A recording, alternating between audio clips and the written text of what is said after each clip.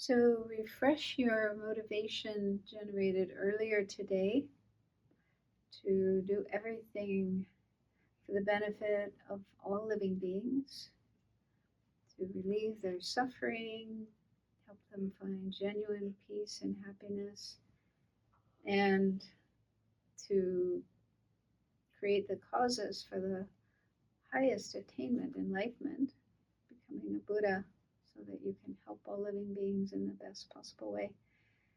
And then make that your motivation for being here, participating in this class. So we've started looking at the Madhyamaka Prasangika school, and as you've probably heard many times, they say that all phenomena, everything that exists, is empty of existing inherently, independently, objectively, from its own side. So let's do a little meditation to explore this, to investigate this idea. So imagine that you're outside and you're looking at a car.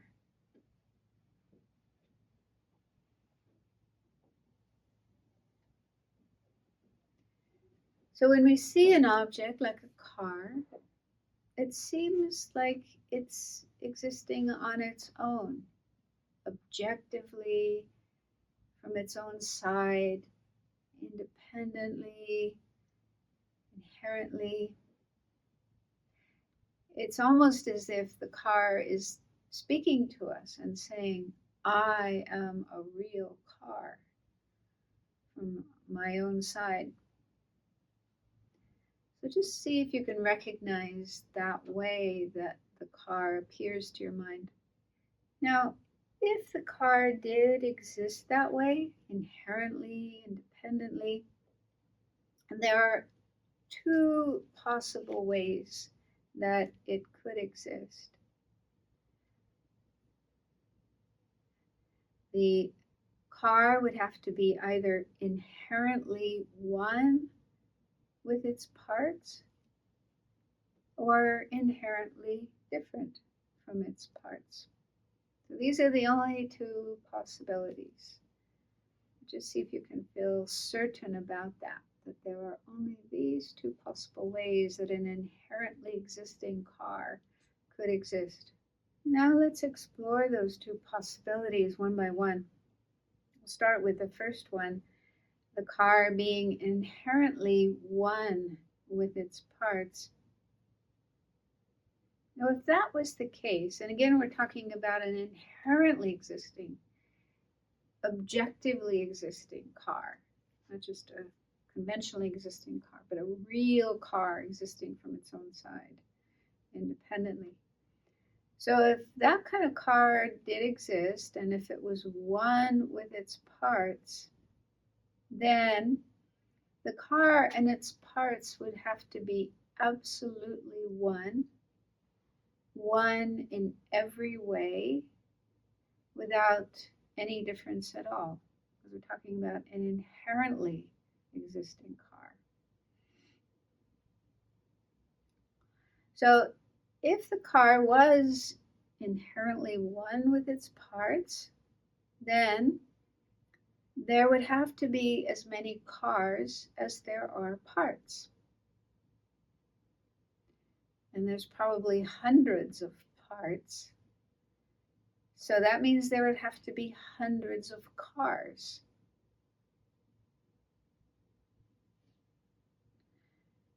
And if that was the case, it would be very expensive because you'd have to buy insurance for all those hundreds of cars.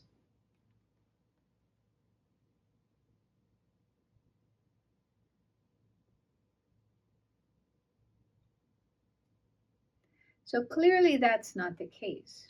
It isn't hundreds of cars sitting there. It's only one car. We only get insurance and registration for one car. So if that's the case, if there's just one car, and that one car is inherently one with its parts, then there should be only one part, not many parts. Otherwise, there's this discrepancy. One car, many parts. It wouldn't be inherently one, absolutely one.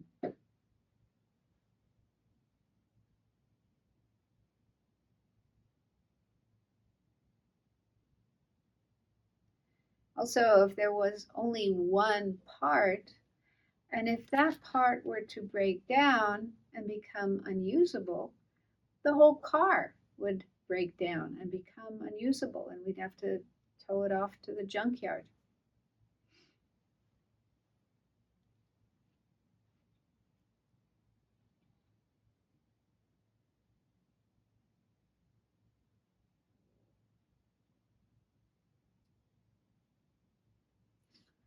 So clearly, there's problems if we were to say that the car is inherently one with its parts.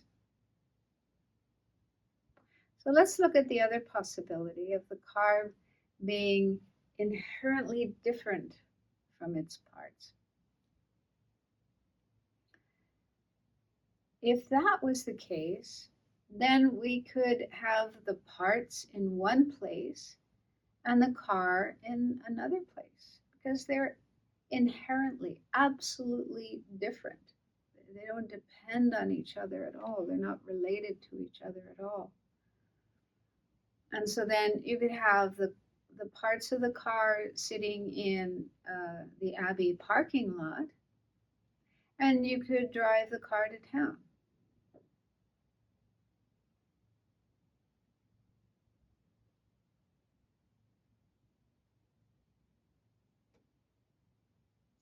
So clearly that isn't possible.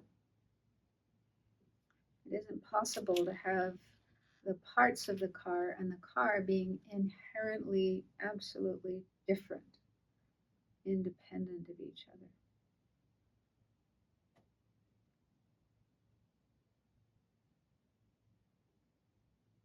So maybe you can think of some other possible way that the car and its parts can exist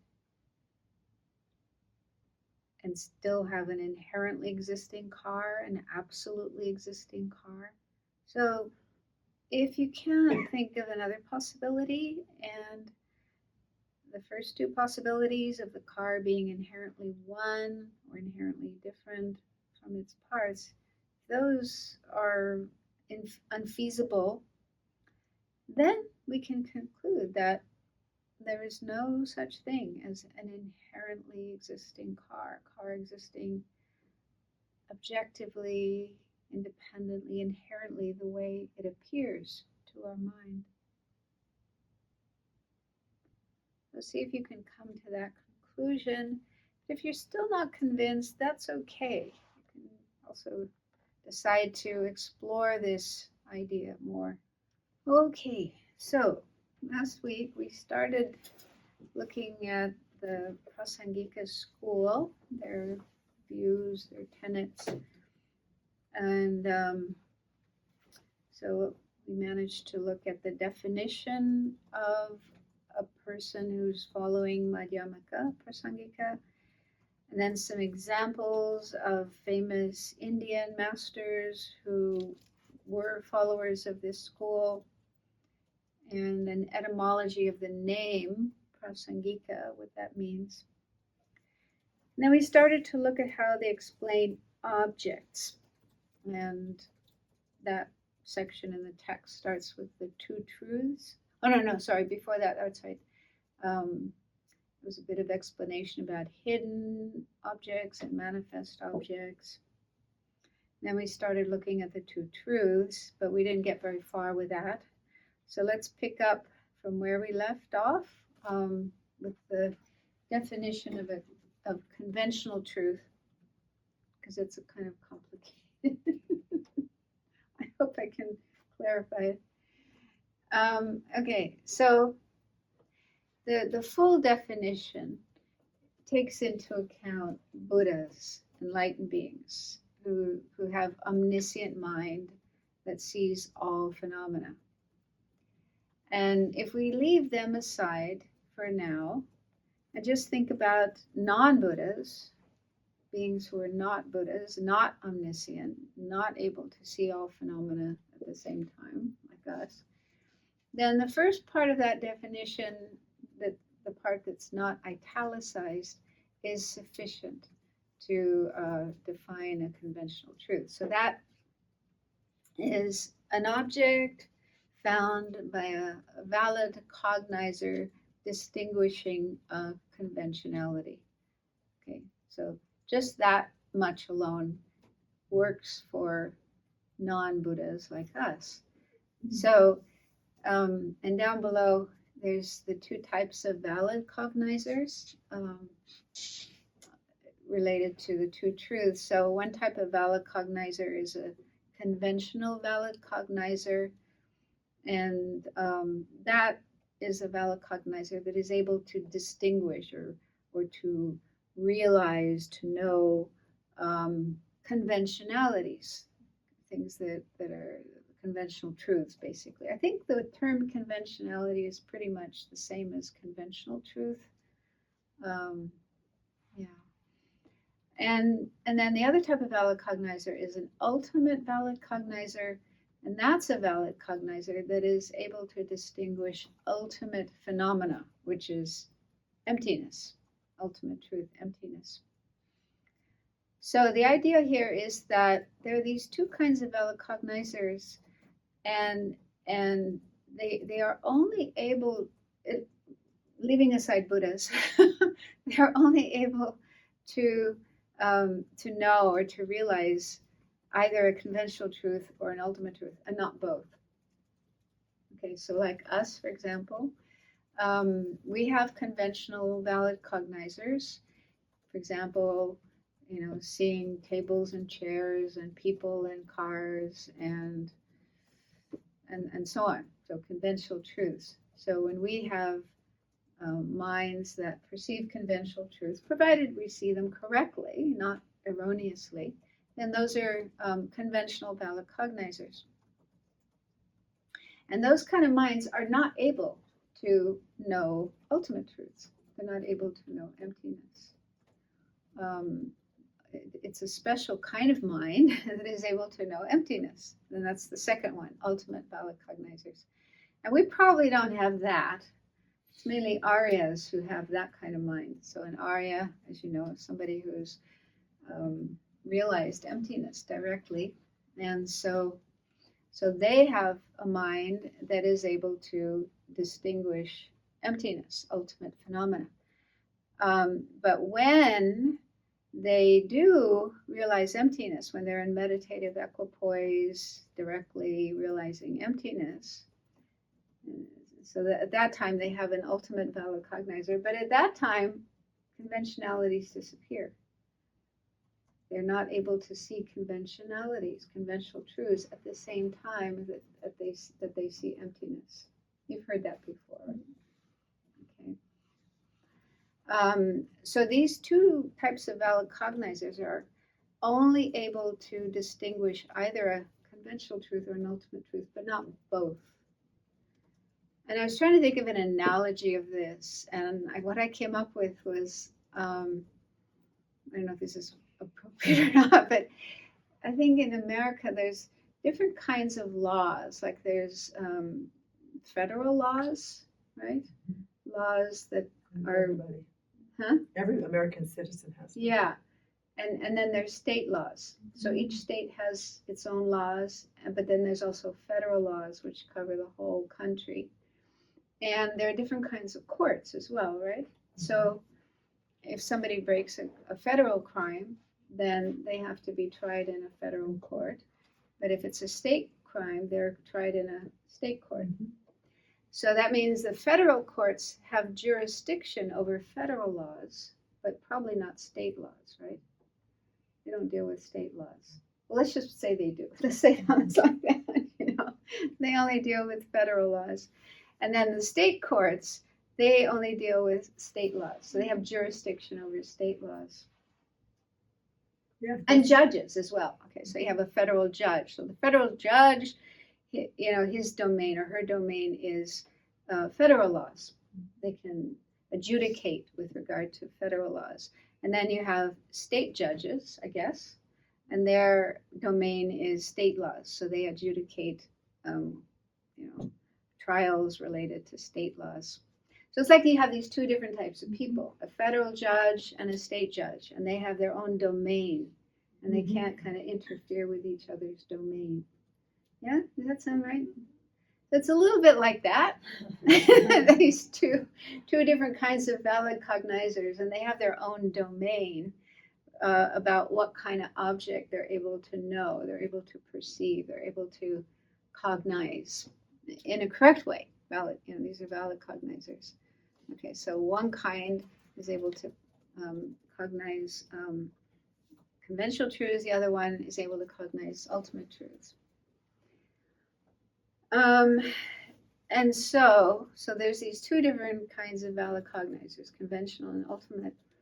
And so then that plays into the definitions for conventional truths and ultimate truths. So the object that is found by a conventional valid cognizer is a conventional truth.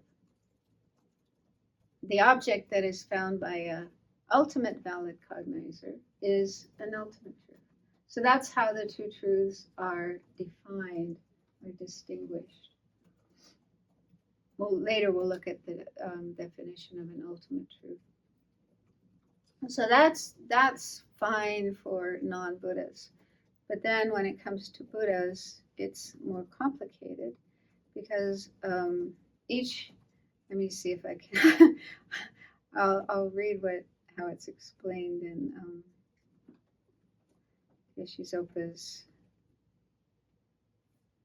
Yeah, so he says, a single consciousness of a Buddha distinguishes both conventionalities, meaning all conventional truths, and ultimate phenomena, the emptiness of all of those things. So Buddha, a single mind, one single mind of the Buddha sees all conventional truths and all ultimate truths. And so considering the Buddha's mind, then that one mind distinguishes both conventional truths and ultimate truths. So you can't define conventional truth just by it's what is seen by a conventional valid cognizer. Yeah, because a Buddha's ultimate valid cognizer also sees conventional truths. And a Buddha's conventional valid cognizer also sees ultimate truths. And so, as Geshe-Zopa says, thus, a Buddha is said to have a valid cognizer that distinguishes conventionalities only from the point of view of the object, such as a pot. Similarly, a Buddha is said to have a valid cognizer distinguishing the final nature, emptiness, only from the view of the object, such as the emptiness of a pot. So, relative to different objects, then a Buddha is said to have a valid cognizer convention, distinguishing conventionalities, or a valid cognizer distinguishing ultimate phenomena. Even though it's the same mind, as I understand, it's just one single mind, like let's say this bowl, this is Buddha's mind, one single instance of Buddha's mind. So this one instance of mind sees all conventional truths and all ultimate truths. So what do we call it? Do we call it a conventional valid cognizer or an ultimate valid cognizer? It's actually both, but from the point of view of the object. So in relation to conventional truths, then this mind becomes a conventional valid cognizer. In relation to ultimate truths, it becomes an ultimate valid cognizer. And I was thinking of another analogy that might help with this.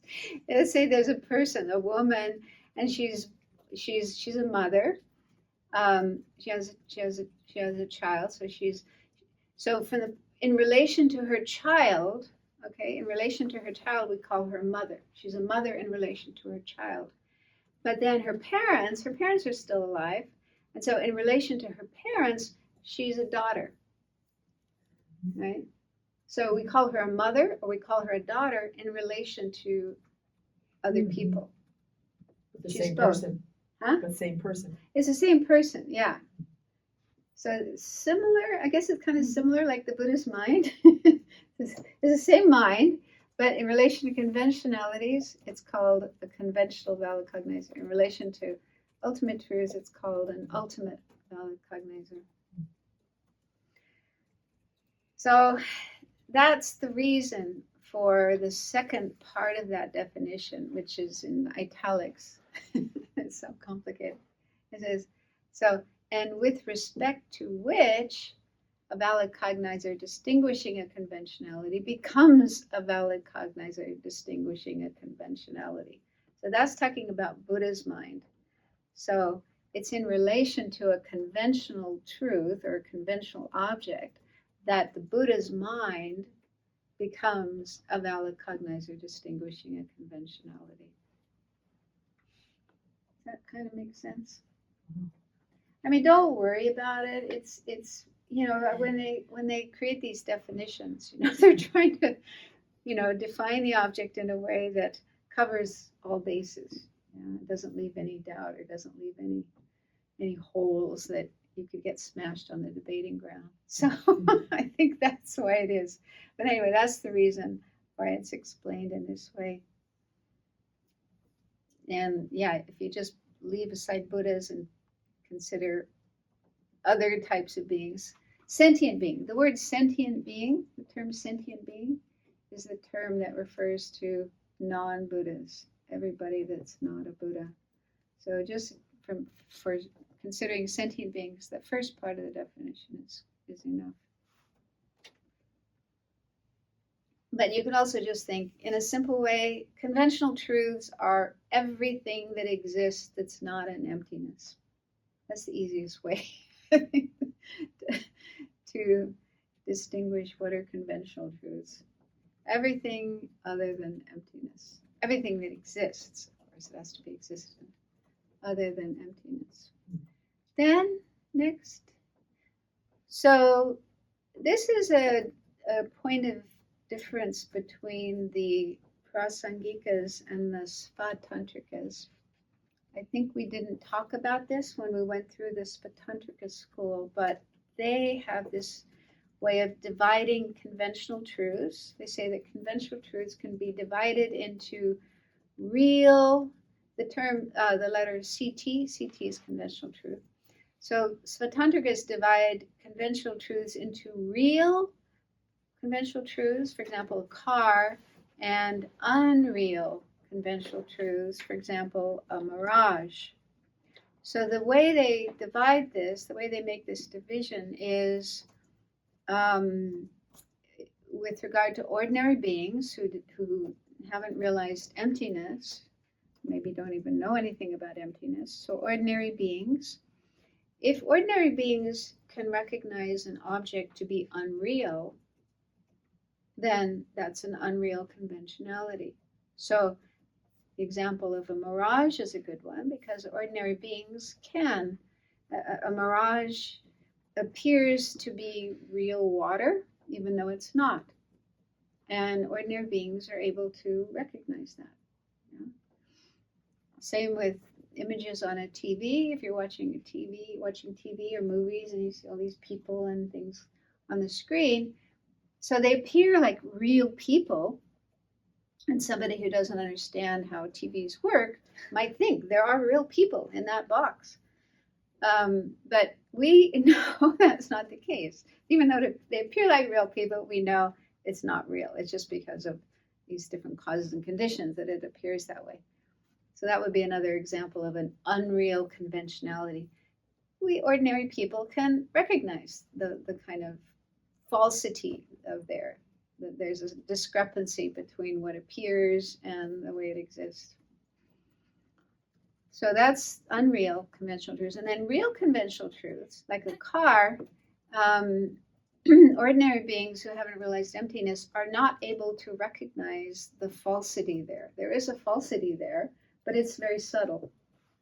The car appears to be inherently existing, truly existing from its own side, which isn't the case. That's a false appearance. But ordinary beings who haven't realized emptiness can't realize that, can't recognize that. So that would be an example of a real conventional truth. Does that make sense?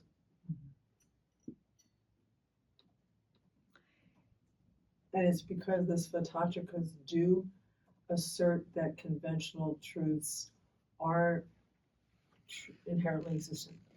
Well, that they don't have this falsity notion in their they assertions. do.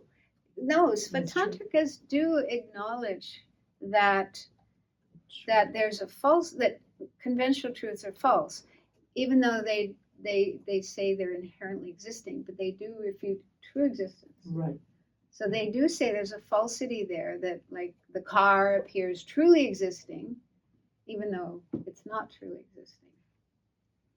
So they do acknowledge that all conventional truths are false, in that they are empty of true existence, and yet they appear to be truly existent. So they do recognize that they are falsities, and yet they still make this division into real and unreal, talking about a more gross type of falsity. Mm-hmm. Yeah. There's different levels of falsity, like the image, people appearing on a TV screen. That has like two levels of falsity. One is they appear to be real people even though they're not. That's like a gross level of falsity. But then on top of that, they appear to be truly existing, and they're not. But you have to be an Arya. You have to have have a realization of emptiness to recognize that level of falsity. Yeah. So the Svatantrikas do acknowledge that there is a falsity, that there's a level of falsity with all conventional truths, but they still make this distinction. But then the Prasangikas disagree with this way of dividing conventional truths. So the second bullet point says, Prasangikas disagree because there are no real conventional truths. All conventional truths are falsities and therefore unreal.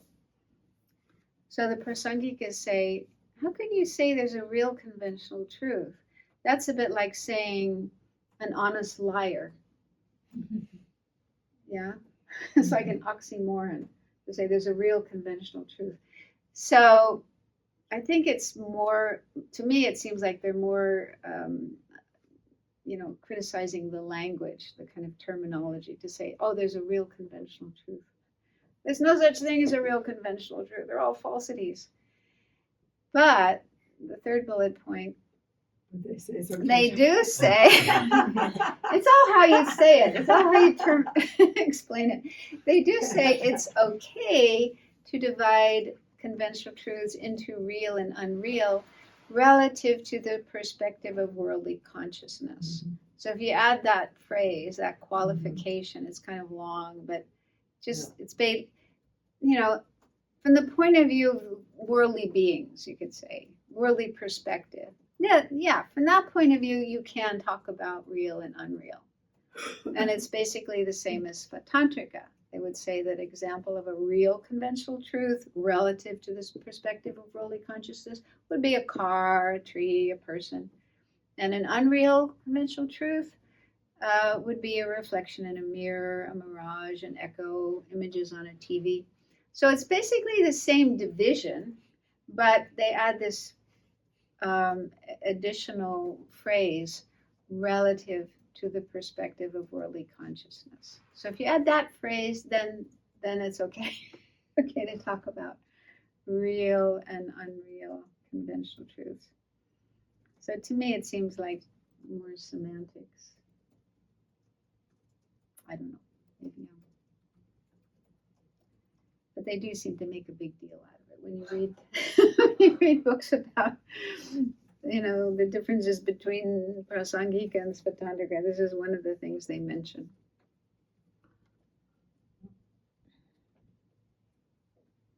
Any questions about that? Okay, then ultimate truths. So again, we have this long, complicated definition, and the first part of the definition is sufficient for non-Buddhas, sentient beings. So the definition is an object found by a valid cognizer distinguishing an ultimate. So you could put a full stop there, and that is sufficient for us ordinary beings or sentient beings, those who are not Buddhas. So, I mean, not every sentient being has a valid cognizer distinguishing an ultimate. It's mainly Aryas who have that kind of mind. But I think, and I think I've heard this or read this somewhere, but I'm not completely sure, so I need to check up on it. But I think that they may also include like the inferential realization of emptiness, the conceptual realization of emptiness, where you do realize emptiness, but it's not a direct realization, and so there's a mental image, a conceptual image of emptiness. And I think that may also qualify as a valid cognizer, an ultimate valid cognizer, but there's probably debate about it. But yeah, I'll check with. I'll try to find more about that. But the main valid cognizer distinguishing an ultimate would be the Aryas, meditative equipoise, directly realizing emptiness, because that's definitely directly perceiving emptiness, and in the perspective of that mind, there's no conventionalities at all. Conventionalities, conventional truths have totally vanished. Only ultimate truth appears. So yeah, so somebody who has that kind of mind, what that mind finds or realizes would be an ultimate truth. But then if we take into account the Buddhas and how one mind of the Buddha distinguishes or realizes all conventional truths as well as all ultimate truths, then we have to add that second part of the definition, that mind of the Buddha becomes a valid cognizer distinguishing an ultimate in relation to ultimate truths. That's the general meaning of that second part of the definition. Does that make sense? So it's with respect to an ultimate truth, like the emptiness of a car, that the Buddha's mind becomes a valid cognizer, distinguishing an ultimate. So is it like you see a flower, and so the like we see the flower with our eyes, and we smell the fragrance with our nose. So if whereas the Buddha sees and smells with one kind of whatever, so if we close our eyes, we can smell the flower, but we cannot see the flower. Mm-hmm. But the Buddha both smell and see with his eyes, for example. Yeah. Yeah, I think what I heard was there's debate about that. That some people would say that every single moment of Buddha's minds can see all phenomena. So even the Buddha's eye consciousness is able to see not just visual objects, but also smells and sounds and emptinesses and so on. But I think there were other scholars who didn't agree with that. So it seems to be a point of debate. No, I mean like from this seeing the ultimate as an ordinary person. As a sentient being, you seeing the conventional truth and not being able to see both conventional and ultimate truth simultaneously. Yeah. That we are limited in that. Mm-hmm. If we are seeing conventional truth, we cannot see the ultimate. When we are seeing the ultimate, we cannot, because we have this. We don't have that ability. Yeah, we have that obscuration. That came up recently in one of the Friday night classes about, what was it called, defilements that prevent seeing the two truths simultaneously, something like that. I can't remember the term, but anyway, yeah, ordinary beings who are not Buddhas, sentient beings who are not Buddhas, have these defilements, these obscurations to being able to see the two truths simultaneously.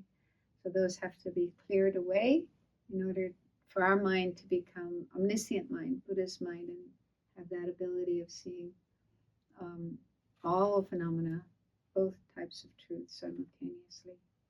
Yeah, so only a Buddha has that ability. Even the 10th ground bodhisattva, right at the last moment, right before becoming a Buddha, they still are not able to see both truths simultaneously. At least with direct perception. This is a tricky point because, like this inferential realization of emptiness,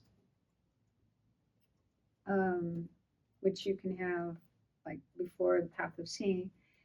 So when you have an inferential realization of emptiness, that mind does see emptiness. It does realize emptiness. And it also realizes, or at least cognizes, a conventional truth, because there's the mental image, or the, what does Venerable call it? Conceptual image, the conceptual image of emptiness. So both of those two things are appearing to that one mind, emptiness and the conceptual image of emptiness. One is an ultimate truth, one is a conventional truth. So to that mind, both truths do appear. I can't remember. This came up when I was studying, and our teacher did agree. Yes, that's true. But direct perception, only a Buddha is able to directly perceive the two truths simultaneously. That's something only a Buddha is able to have.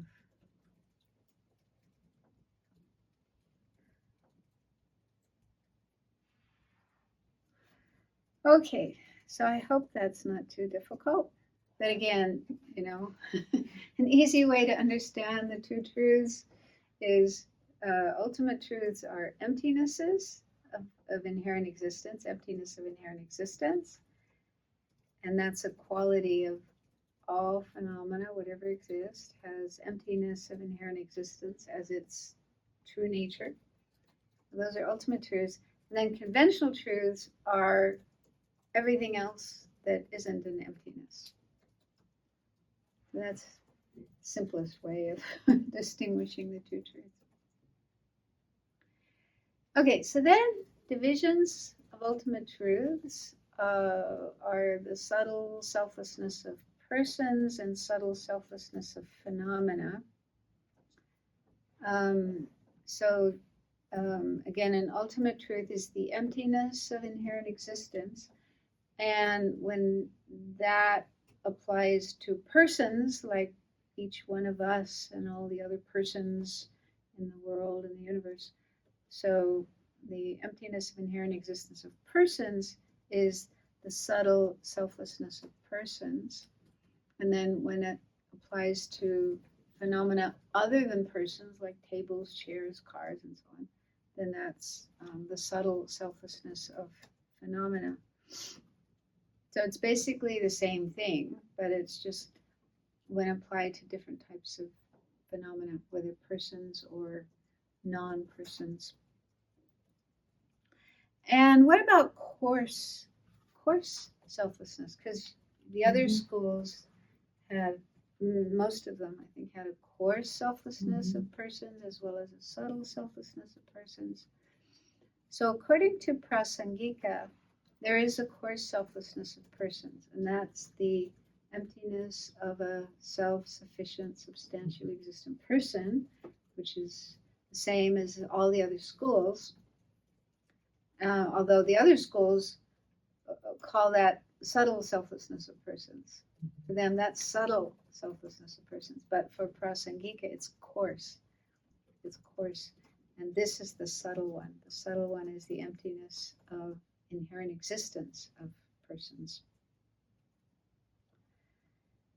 And then the other schools, what they say is the coarse selflessness of persons is the emptiness of a permanent, unitary, independent self. And Prasangika doesn't even put that on the list. It's so coarse. It's so gross.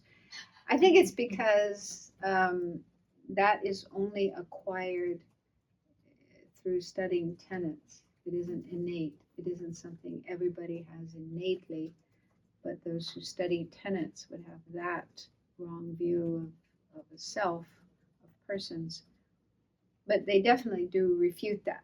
They definitely say that that kind of person doesn't exist. Permanent, unitary, independent self. Does Prasangika have a core selflessness of phenomenon? No. It doesn't, because it can't. I think the only school that has a coarse and subtle selflessness of phenomena is the Chittamatra school. And Yogacara Svatantrika Madhyamaka. Because those two schools talk about emptiness of external objects, things not being really out there as they appear. So that's like the coarse selflessness of phenomena. And then the subtle one. No, wait a minute. Chittamatra. Forget now how Chittamatra says. No, maybe they don't have. I have to check that. The Chittamatra says. So Tantrika.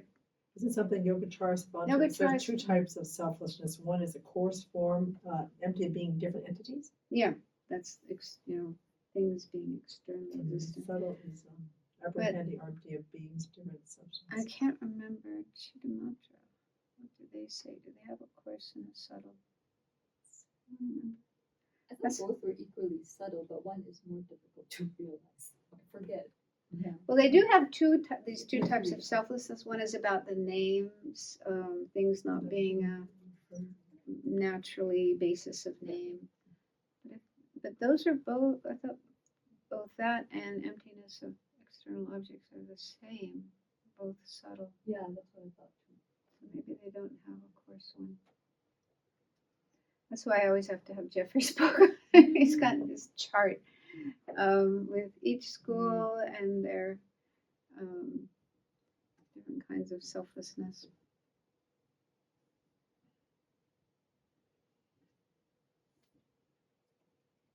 I'll check and I'll let you know next time, unless somebody can come up with it.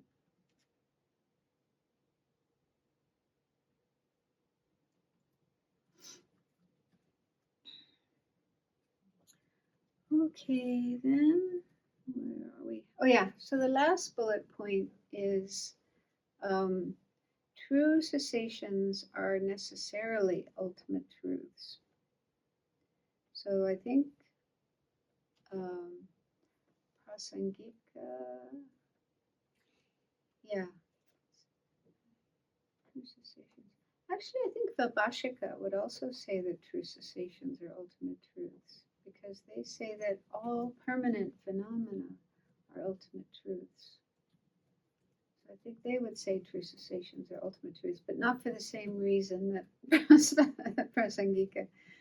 But the Svatantrikas, we looked at this last time, according to Svatantrika, they say that true cessations are conventional truths. I did mention that, I don't know if you remember it. But their reason is because a true cessation, what is a true cessation? Can you explain? Isn't it the elimination of a portion of the afflictions? Yeah, either a portion or all of the afflictions, obscurations, and so on. So Tantrika says that because afflictions and obscurations are conventional truths, the things that are being eliminated, gotten rid of, those are conventional truths, then the cessation of those, the absence of those, should also be a conventional truth. That's their reasoning, their way of thinking. So Prasangika, on the other hand, says true cessations are ultimate truth. This came up in the Friday class recently, in talking about nirvana. think it was not last week, maybe 2 weeks ago, talking about nirvana. And according to Prasangika, nirvana is an emptiness. I mean, normally we say nirvana, like the nirvana of an arhat would be the true cessation of all the afflictive obscurations. All the afflictive obscurations have been eliminated, have been abandoned. So that's the nirvana of an arhat. And the nirvana of a Buddha, which is also called non-abiding nirvana, would be the true cessation in which all the, not just afflictive obscurations, but also the cognitive obscuration, knowledge obscurations, all obscurations have been completely abandoned, such that they'll never rise again.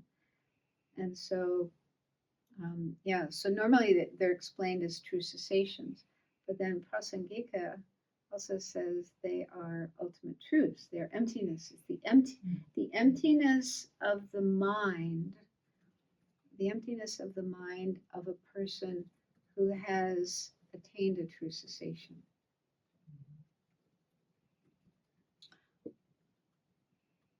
So that would be, and I'm still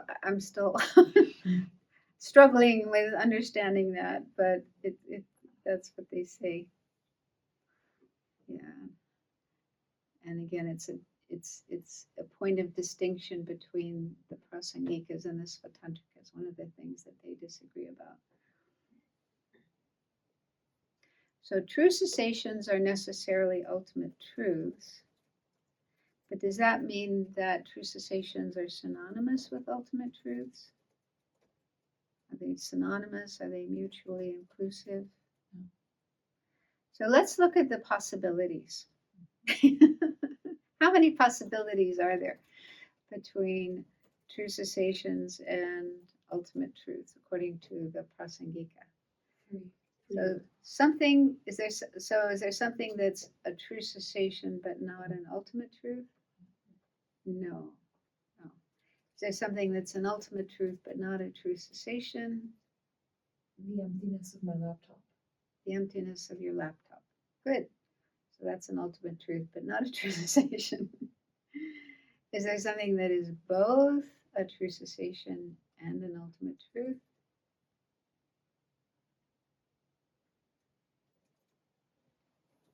What is it? How about the Dharmakaya or something like that? The Dharmakaya mind.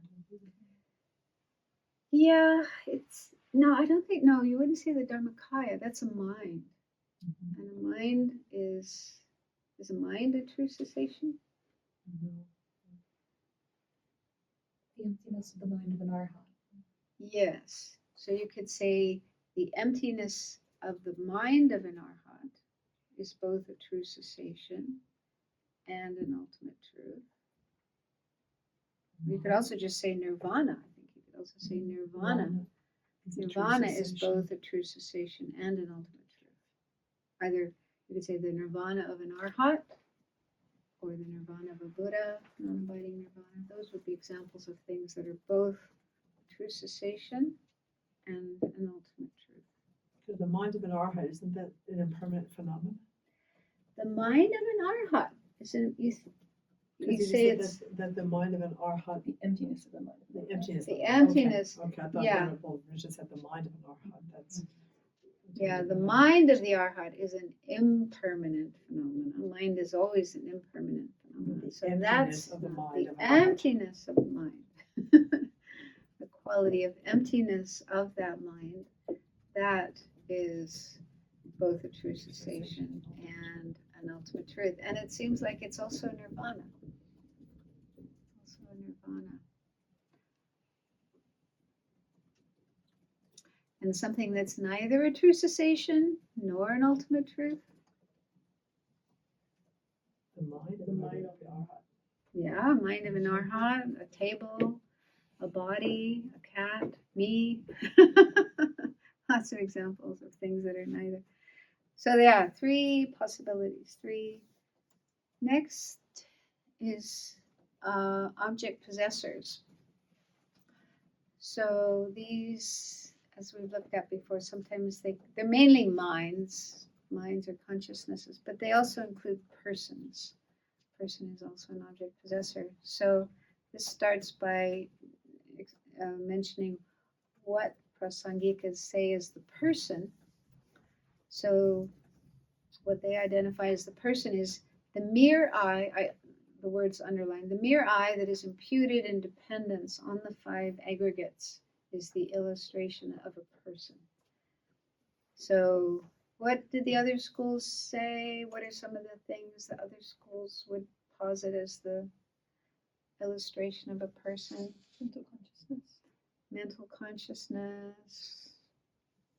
Collection of the aggregates. Collection of aggregates. The Chittamatrans say it's the mind, basis of all, the alive Vijnana. So they posit something within the aggregates, some part of the aggregates as the illustration of a person. But the Prasangikas say that the person is the mere I imputed independence on the. Actually, it says 5 aggregates, but it could also be 4 aggregates because in the form realm, they only have 4 aggregates. So it's better to say 4 or 5 if you want to be inclusive. So it's just the mere I.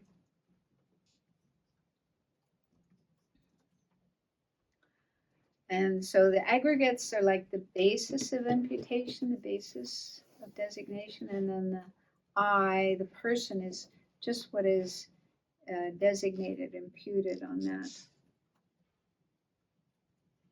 So from Khensur Jambatik Chok's commentary, he says, the Prasangikas say the mere I is the person who came from the past to the present and goes on to the future. The one who creates karma, bears the karmic imprints, and experiences their results. They say the mere I cannot be found when it is thoroughly looked for, whereas all the lower schools say you can find something. When you search, you analyze the aggregates, you can find something you can point to as being the person. Whereas the Prasangikas say, no, if you find something, then that's inherent existence. When you do that kind of analysis, that's inherent existence. And so they say you can't find anything when you search among the aggregates. So they say it's the mere I, and the term mere in Prasangika, mere eliminates inherent existence. Mere I means an I that's not inherently existing, non-inherently existing I. It's just imputed on the aggregates. And I think many of us, including myself, when we hear this kind of explanation that it's the mere I that accumulates karma and takes rebirth and carries the karmic imprints, kind of Brain finds what? What? How can you say that? What does that mean? And kind of, it's very puzzling. It sounds like there's just a name that goes from one life to the next. So I found something in Geshe-ma Kelsang Wangma's notes about the Tenets. She says, Prasangikas do not accept that the person refers to the mental consciousness or the mind basis of all or the collection of aggregates like the other Buddhist schools. So they don't say you can point to one of those things and say that's the person. Nonetheless, according to Prasangikas, imprints are generally deposited on the mental consciousness, and it is the mental consciousness that transmigrates from one life to the next. But this doesn't mean that the mental consciousness is the person. Okay, so there is a mental consciousness that goes from one life to the next, carrying the karmic imprints, but you can't say that's the person. Rather, the person is imputed on the basis of the mental consciousness and other aggregates. This is why it is correct to say that the person has imprints when his basis of imputation, the mental consciousness, has imprints. And than to say that the person transmigrates to the next life when his basis of imputation, the mental consciousness, transmigrates to the next life. So it isn't that there's only this name, mere I, that goes to the next life, but there is a mental consciousness, and that's like the basis of imputation, the basis of designation for the mere I. And that also goes to the next life. So when I hear that kind of explanation, and I don't know, it's probably still trying to grasp at something, but just to say the mere I is the person, and the mere I goes from one life to the next. It's got to be more than that, because the mere I has to have a basis of imputation. Right? It's not just floating around in space, but it's something. It's imputed in relation to or in dependence on something. And in the case of going from one life to the next, it's mental consciousness. Or in Tantra, they would say it's the very subtle mind of clear light. But there is something. Yeah. It's the basis. But that's not the person. It's the basis of imputation for the person, but it's not the person. That's how they would explain it. So we'll just try to finish this slide. So the next part of the next bullet points, because Venerable Lamso a few weeks ago or months ago, I don't know, asked a question about this term illustration. Mm-hmm. So I did some research, and there's this big white book by Daniel Perdue on debate, like this. Yes, And so in that book, it says on here, an illustration is something that serves as a basis for illustrating the appropriate definiendum by way of its definition. For example, red illustrates the meaning of color. So I think the definition of color in that book was that which is suitable as a hue, H-U-E. That's the definition of color, that which is suitable as a hue, or something like that. So to illustrate that definition, you can give an example, like red, or blue, or yellow, or whatever. Okay, so an illustration is something that illustrates a definiendum, like color, by way of its definition, that which is suitable as a hue. So that's, in general, what is an illustration. And then the next bullet point says the definition of a person. This is in that book itself, the debate book, it gives as the definition of a person. This is just a person in general, a being who is imputed independence on any of the 5 aggregates. So actually, this applies to all the schools, all the Buddhist schools, not just Prasangika, agree that a person is imputed in relation to any of the 5 aggregates. But they don't say merely imputed. They say it's imputed, and yet they still say, but you can point to something within the aggregates as being the illustration of the person.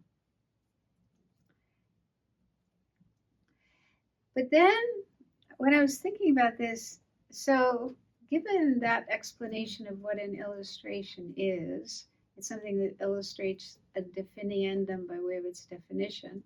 This is the definition of a person, a being who is imputed independence on any of the 5 aggregates.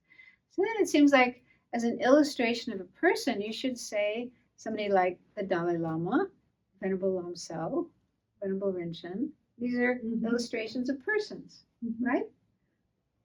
So why then, when they talk about an illustration of the person, they say, oh, mental consciousness, or continuum of aggregates, or mind basis of all, or mere I. Mm-hmm. So this is something that got me puzzled. Are they wanting to say the person that transmigrates? Well, what I thought in response to my own question was that when they say in the illustration of a person, they're not talking about persons in general, but a specific person, like Venerable Lamso. If you're taking one specific person like Venerable Lamso, what's the illustration of that person? And then they point to something within the aggregates. Maybe. And yeah, it's that which goes from life to life, carrying the karmic imprints, creating the karma, experiencing the result. So what is that with regard to one specific person like Venerable Lamso or Venerable Rinchen or Dalai Lama? Oh, some schools would say it's the mental consciousness or the mind basis of all, but Prasangika says it's the mere I. So, yeah, I was trying to get clarification about this term illustration. Why, what does it mean when they say the illustration of a person? Like I say, I'm not completely sure. It's so interesting too with the debate books when they use, you want the definition of an illustration, then you use the word illustrating to define the word illustration. It's like that which is suitable to be a form as a form. I mean, I kind of go, can we use another word? I still haven't answered the I mean, question. it seems like an example. Yeah, I don't know if there's a difference between illustration and example. Yeah. I mean, they are different words in Tibetan. They do have different terms in Tibetan. Maybe when Geshe Dado is here. I think that definition of that translation of form was one that when Geshe was asked, he said that's a bad translation. It's a wrong translation. It means something different. That was Jeffrey's translation that I've just had in my head for 8 years now. Yeah. Which translation? Form that which is suitable to be form. He said that's an incorrect translation. What is suitable to be form? The definition of form is that which is suitable to be form. Yeah, And that's said, what they say in the debate books. He said that that's a wrong translation. From the Who Tibetan. said that? Geshe Dado. Dado. Did he What give you did the he? answer? I cannot remember what. You were there. Yeah, there was some sort of like perceived as form or something like that. I think was the Yeah. wasn't it? Something Or like that? yes, I don't know. I can't remember the subtlety there. I mean, it doesn't make any sense to Doesn't say, make any oh, the sense. definition of form is that which is suitable to be form. I mean, how does that really define form? Anyway, yeah, these things in Tibetan debate, Tibetan philosophy. It's well, I guess it's not just Tibetan. It's based on Dharmakirti and Dignaga and so on, but it's often very puzzling. I'm cutting through appearances says this is under the Vaibhashika school. Geshe Zopa says illustration of a person refers to what is found upon analyzing what a person is. Mm-hmm. But this is the section that I always am. Where there's the whole section about the illustration. If you realize the illustration, it can't be. You should not be realizing the meaning at the same time. Like gold pot is not an illustration of pot. Right? I never got that. Like when you. If you had to realize the meaning before realizing the illustration, that is not an illustration. But yeah, I guess all this stuff is in the context of debate when you're debating, and how do you realize something? How do you have a valid cognition of something? But yeah, it's so kind of mind bending. I guess if you start when you're 6 years old, 5 years old, 6 years old, You have a chance. memorizing this stuff, and then you start with simple little debates, and then you gradually build up. By the time you're 20 or so, it all. But we don't have that experience. Ah, dear.